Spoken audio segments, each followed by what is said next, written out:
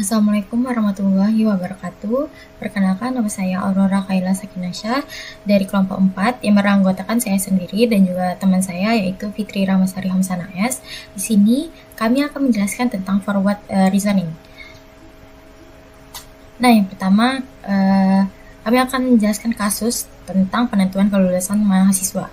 Jadi, seorang mahasiswa maka dirinya lulus dari universitas berdasarkan sejumlah aturan kelulusan yang berlaku. Dalam kasus ini, kelulusan mahasiswa ditentukan oleh beberapa kriteria akademik yang harus dipenuhi, seperti TPK, jumlah CSKS, skripsi, dan juga nilai minimum. Pendekatan forward reasoning sangat cocok untuk digunakan dalam evaluasi kelulusan mahasiswa. Dengan memulai dari fakta awal dan memeriksa aturan kelulusan satu persatu, proses ini memberikan cara yang efisien, sistematis, dan akurat untuk menentukan apakah mahasiswa memenuhi syarat untuk lulus. Nah, langkah-langkahnya yang pertama yaitu dari fakta awal atau data yang diketahui. Mahasiswa harus memenuhi syarat berikut agar bisa dinyatakan lulus. Yang pertama, mahasiswa telah menyelesaikan semua mata kuliah. Yang kedua, mahasiswa memiliki TPK lebih dari sama dengan 2,75 dan mahasiswa telah menyelesaikan skripsi dan dinyatakan lulus ujian sidang. Mahasiswa tidak memiliki nilai di bawah C, mahasiswa telah mengumpulkan minimal 144 SKS. Selanjutnya, aturan forward reasoning atau rule based systemnya. Yang pertama, rules yang pertama yaitu jika mahasiswa telah menyelesaikan semua mata kuliah, lanjut pengecekan TPK. Rule yang kedua, jika TPK lebih dari sama dengan 2,75, lanjut ke pengecekan skripsi. Rule yang ketiga, jika mahasiswa telah lulus ujian skripsi, lanjut ke pengecekan nilai individu. Rule keempat, jika mahasiswa tidak memiliki nilai di bawah C, lanjut ke pengecekan SKS. Rule yang kelima, jika mahasiswa telah mengumpulkan minimal 144 SKS, maka mahasiswa dinyatakan lulus. Jika salah satu aturan tidak terpenuhi, mahasiswa dinyatakan tidak lulus. Selanjutnya, di sini ada proses iterasi. Iterasi yang pertama yaitu mahasiswa telah menyelesaikan semua mata kuliah. Kalau hasilnya iya, lanjut ke IPK. Yang kedua, apakah IPK mahasiswa lebih dari sama dengan 2,75? Ya, lanjut ke skripsi. 3. Apakah mahasiswa telah lulus skripsi? Hasilnya iya, lanjut ke nilai individu. Apakah mahasiswa tidak memiliki nilai di bawah C? Kalau iya, lanjut ke SKS. Dan apakah mahasiswa memiliki minimal 144 SKS? Hasilnya iya, maka mahasiswa lulus.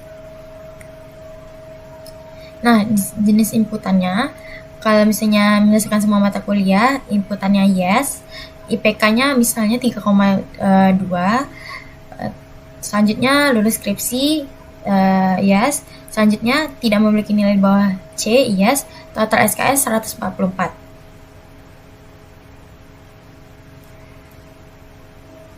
Sekian penjelasan dari saya, lebih kurangnya mohon maaf, akan dilanjutkan oleh teman saya. Assalamualaikum warahmatullahi wabarakatuh. Selanjutnya, saya akan menjelaskan penjelasan dari teman saya sebelumnya. Perkenalkan, saya Fitri Ramasari Hamsana S, NPM 22351089. Di sini saya akan menjelaskan tentang proses iterasi, di mana yang pertama ada forward reasoning, bekerja dengan memeriksa aturan satu persatu. Di mana yang pertama itu ada proses dimulai dari fakta awal dan atau inputan. Lalu yang kedua, jika suatu aturan terpenuhi, sistem lanjut ke aturan berikutnya. Dan yang ketiga, jika suatu aturan tidak terpenuhi, proses langsung berhenti dan mahasiswa dinyatakan tidak lulus. Yang kedua, setiap iterasi memiliki dua kemungkinan. Yang pertama itu ada aturan terpenuhi. Jika proses berlanjut ke aturan berikutnya. Baru yang kedua, jika aturan tidak terpenuhi, proses berhenti dan mahasiswa dinyatakan tidak lulus. Dan yang terakhir, yang ketiga itu tentang keputusan diambil setelah semua aturan diperiksa atau jika ada satu aturan yang gagal. Yang pertama itu, jika semua aturan terpenuhi, mahasiswa lulus. Yang kedua, jika ada satu aturan yang gagal, mahasiswa tidak lulus. Nah, selanjutnya saya akan menjelaskan tentang implementasi ke Python-nya. di mana di sini yang pertama ada depth cek kelulusan, lalu ada print sistem penentuan kelulusan mahasiswa. Ini itu untuk mencetak judul sistem agar lebih mudah dipahami. Lalu di sini ada mengambil input dari pengguna, di mana yang pertama itu untuk menyelesaikan mata kuliah. Ini itu inputan yes atau no. Jika yes, variabel bernilai true. Jika no, variabelnya false. Lalu yang kedua ada IPK. IPK ini untuk menentukan nilai IPK dalam bentuk volt.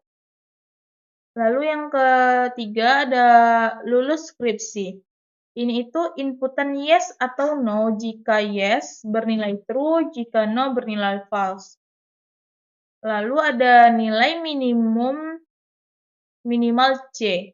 Ini itu untuk mengecek apakah nilai ada di bawah C. Dan yang terakhir total SKS. Ini itu inputan untuk jumlah SKS dalam bentuk integer. Lalu di sini ada print proses forward reasoning dimulai. Ini itu untuk memberikan indikasi bahwa sistem mulai melalui pengecekan satu persatu. Nah, di sini ada langkah pertama.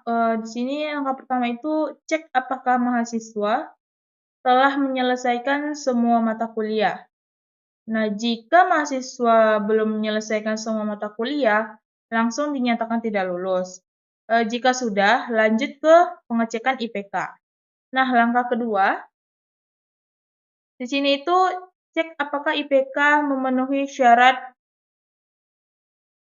lebih besar sama dengan 2,75. Jika IPK kurang dari 2,75, mahasiswa tidak lulus. Dan jika memenuhi syarat, lanjut ke pengecekan skripsi. Nah, di sini ada langkah ketiga, cek apakah mahasiswa lulus ujian skripsi. Di sini, jika mahasiswa belum lulus skripsi, maka tidak lulus. Dan jika sudah, lanjut ke pengecekan nilai individu. Langkah keempat, di sini langkah keempat, cek apakah mahasiswa tidak ada nilai di bawah C. Nah, ini itu jika mahasiswa memiliki nilai di bawah C, langsung dinyatakan tidak lulus. Jika tidak, lanjut ke pengecekan SKS. Nah, di sini yang kelima, langkah kelima itu cek apakah mahasiswa telah memenuhi minimal 144 SKS.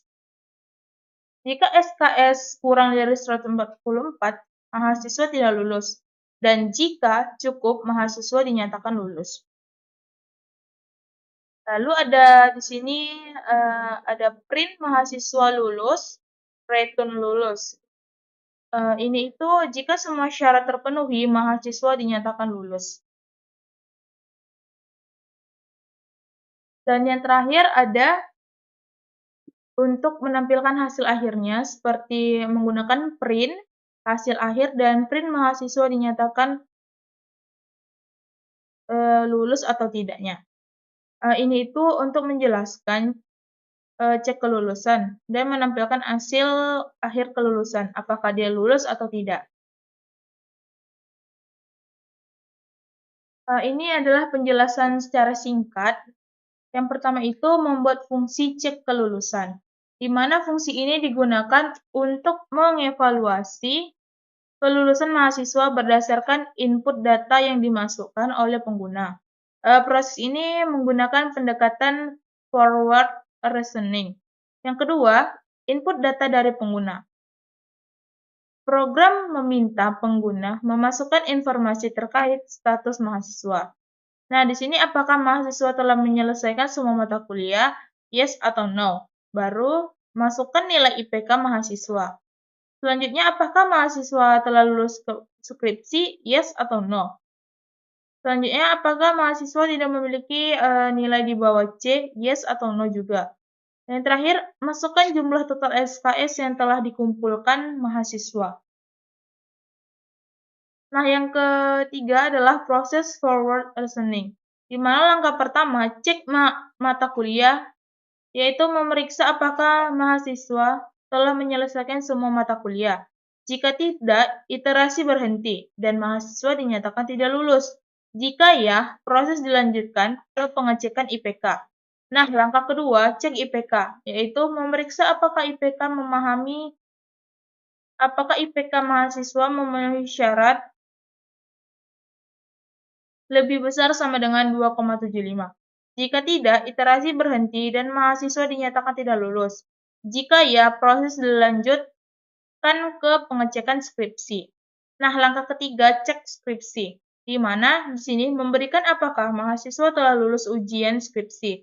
Jika tidak, iterasi terhenti dan mahasiswa dinyatakan tidak lulus. Jika ya, proses dilanjutkan pengecekan nilai individu. Nah, langkah keempat, cek nilai individu, di mana di sini memeriksa apakah mahasiswa tidak memiliki nilai di bawah C.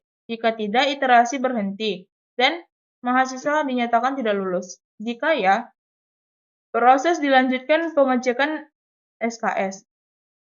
Nah, langkah kelima atau langkah terakhir yaitu cek SKS, di mana di sini memeriksa apakah mahasiswa telah mengumpulkan minimal 144 SKS.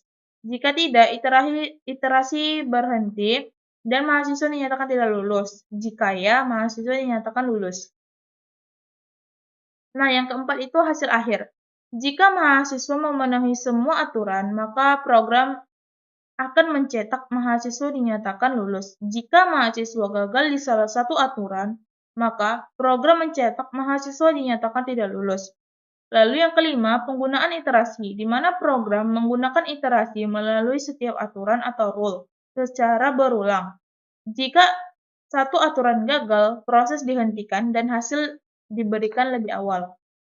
Nah, di sini output programnya, di mana output mencakup setiap iterasi atau aturan yang diperiksa dengan hasil apakah aturan terpenuhi atau tidak. Nah, di akhir proses, hasil akhir lulus atau tidak lulus ditampilkan kepada pengguna. Contohnya seperti ini, kami sudah membuat programnya. Di sini kami membuat semua aturannya sudah terpenuhi dan mahasiswa dinyatakan lulus.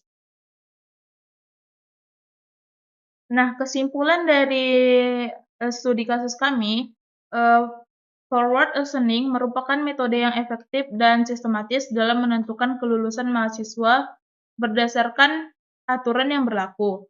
Dengan pendekatan berbasis data, sistem mengevaluasi kelayakan mahasiswa secara bertahap, mulai dari penyelesaian mata kuliah, IPK, kelulusan skripsi, nilai minimum, dan hingga jumlah SKS. Jika semua syarat terpenuhi, mahasiswa dinyatakan lulus.